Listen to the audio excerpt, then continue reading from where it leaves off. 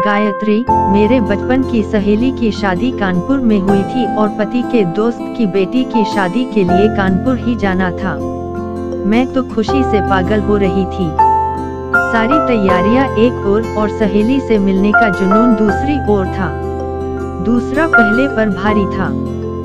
खैर, मैंने राशि से उसका पता और फोन नंबर लिया और सफर के लिए निकल पड़ी। पूरे रास्ते उसकी बातें और दोस्तों की शरारतें याद आती रहीं। ग्रेजुएशन फाइनल ईयर में ही बेहद अमीर घराने में उसकी शादी तय हो गई थी। अरे ये 4.5 फुट के साथ कैसे जयमाला डालोगी गायत्री? राशि ने पूछा। जैसे ट्रिक से फोटो शूट कराया न, वैसे ही स्टूल पर खड़ी होकर माला डाल दूंगी। ओए होए, पहले परीक्षा में पास होने की फिक्र करो, मैंने कहा। उसका मन पढ़ाई लिखाई में कतई न था। 21 की उम्र की शादी में जितना भोलापन रहता है, वह उससे लबरेज थी। दरअसल कुछ महीनों पहले ही मुझे गायत्री के बारे में पता लगा था कि उसके पति नीलेश रंजन उत्तर प्रदेश के जाने माने बिल्डर बन चुके हैं। सभी सहेलियां उसके मेहमान नवाजी के मजे उठा चुकी थी। अब मेरी बारी थी। शादी अटेंड कर अगली दोपहर में गायत्री के घर पहुंच गई। पर सूजे चेहरे और लाल आंखें कुछ और ही बयां कर रही थी। ऐसे कैसे कुम्हला गई हो? इतनी तो उम्र नहीं हो गई कि श्रृंगार से संन्यास ले रखा है। दोस्ती से विश्वास उठ गया सखी। तुझे पता है न, शादी के सीजन में मैं कितनी खुश रहा करती थी, पर इसी मौसम में अकेली हो गई। पहले सब अच्छा चलता रहा, उसके बाद पड़ोसन जूली मेरी दोस्त बन गई।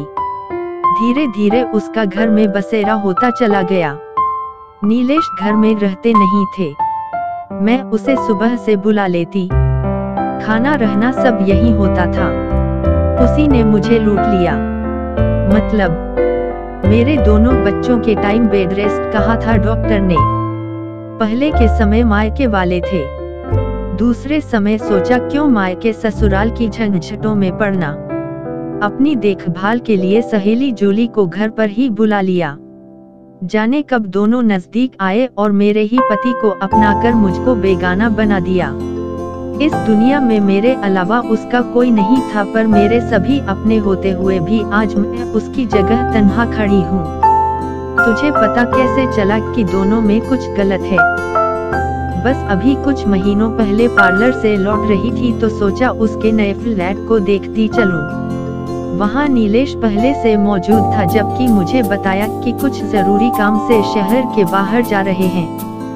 शक इस बात पर और पुख्ता हुआ जूली जब से उधर शिफ्ट हुई तभी से इनके भी ऐसे ट्रिप्स बन रहे थे।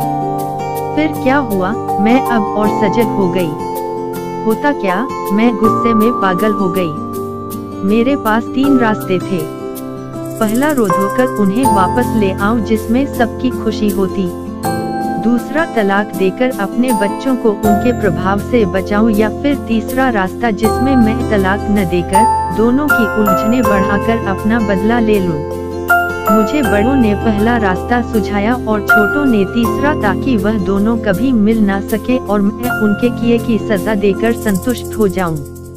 पर मैंने बीच का रास्ता चुना जिसमें मैं इन दोनों के झंझटों से दूर अपने बच्चों के संग अपनी दुनिया सहेज सकूं। पर एक गलती तो कोई भी माफ करता है, अपनी बसीबसाई गृहस्थी उजाड़ने के पहले तुमने कुछ सोचा नहीं। ये तो उन्हें सोचना था। यह गलती नहीं थी जो गलती से हो गई हो, बल्कि मेरे नजरों से छुपकर किया गया गुनाह था। गुनाहों की माफी नहीं, सजा होती है। उनकी सजा ये है कि उन्हें अपने बच्चों के स्नेह से वंचित रहना होगा। एक पिता के लिए यह बहुत बड़ी सजा है। ये किसे पता कि गलती किसकी है? मैंने कहा, किसी की हो। अगर यही सब मैंने किया होता तो क्या वह ससम्मान मुझे अपनाते? ऐसे इंसान की सोहबत में तो बच्चे भी गलतियां करेंगे, उनमें कैसे संस्कार भरूंगी? तभी तो मैंने नीलेश की वापसी का रास्ता पहले बंद किया। वकील से मिलकर तलाक के कागजात ऑफिस के पते पर भिजवा दिया है। बच्चों की परवरिश के लिए उनसे आर्थिक सहायता मांगी है। मेरे लिए ये घर और कुछ बैंक बैलेंस काफी हैं। जो उन्होंने मेरे लिए बनवाए थे। जब हमारे बीच वो नहीं थी, मैं उसमें आए बदलावों को ध्यान से देख रही थी। एक भोली भाली लड़की इतनी बुद्धिमती हो गई थी। वक्त व हालात ने उसे समझदार बना दिया था। अब भी मिलते हैं दोनों, पता नहीं जो भी करें। अब मैं विमुख हूँ। मैंने तो दोहरा धोखा खाया। जब तक रंगे हाथों पकड़े न गए खुद से थोड़े ही कबूल किया था। अभी भी कहते हैं कि हम तो मित्रता निभा रहे थे और जूली ने अपनी ओर झुका लिया। जूली क्या कहती है? कहती है नीलेश ने ही बहकाया उसे। किसी तरह से बचकर 5 साल निकाले, फिर पिछले 2 सालों से वह भी उसके प्यार में पड़ गई। उसे नया फ्लैट नीलेश ने ही खरीद कर दिया है ताकि वे दोनों आराम से मिल सकें। मायके व ससुराल वालों को पता है। हाँ, सब कहते हैं कि क्षमा कर दो उसे। शराब शबाब तो कमजोरी होती ही है और इस व्यवसाय में अफरात पैसे होने से आदतें भी गलत हो जाती हैं। सब भूलकर तलाक का केस वापस ले लूं और इनके साथ रहूं। अब तुम बताओ मुझे क्या करना चाहिए? सहसा उसके सीधेपन पर तरस आने लगा। उसने जिस प्रथम पुरुष पर अपना सब कुछ वार दिया था, जिस पर अखंड विश्वास किया, उससे ही छल पाया। यह तो बाकायदा अपराध था। सवाल शादी और धोखे का नहीं बल्कि आत्मसम्मान का था, जिससे समझौता करना अपनी आत्मा को मारना था। एक गहरी सांस ली और कहा, छोड़ दो उसे, वह तुम्हारे लायक नहीं। यह कहकर वापस आ गई। इस बात के महीनों गुजरने के बाद उसका फोन आया।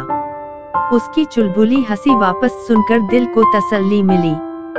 किस सीधा था, तलाक मिल गया था। अब उसने नए सिरे से जीवन शुरू कर दिया था। भोली भाली सखी को इस दोहरे धोखे ने इतना समझदार बना दिया था कि अब दुनियादारी की नकली चकाचौंध नहीं बल्कि अपने आध्यात्मिक उत्थान में मशगूल हो गई थी। दोनों धोखेबाज साथियों का कुछ पता नहीं, रंगे हाथों पकड़े जाने पर अपराधबोध हुआ भी या नहीं। एक हो गए थे या एक दूसरे से दूर। मकान व पर्याप्त धनराशि व बच्चे गायत्री के हिस्से में आए। उसने बच्चों की परवरिश को जीवन का उद्देश्य बना लिया था। साथ ही फुर्सत के क्षणों में महिलाओं से जुड़े एनजीओ के लिए भी काम करना शुरू कर दिया था।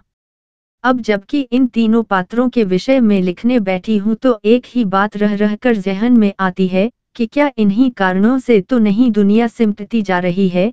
धोखे इंसान को तोड़ रहे हैं, तभी वह अपने आप को अपने ही दायरे में सीमित कर रहा है।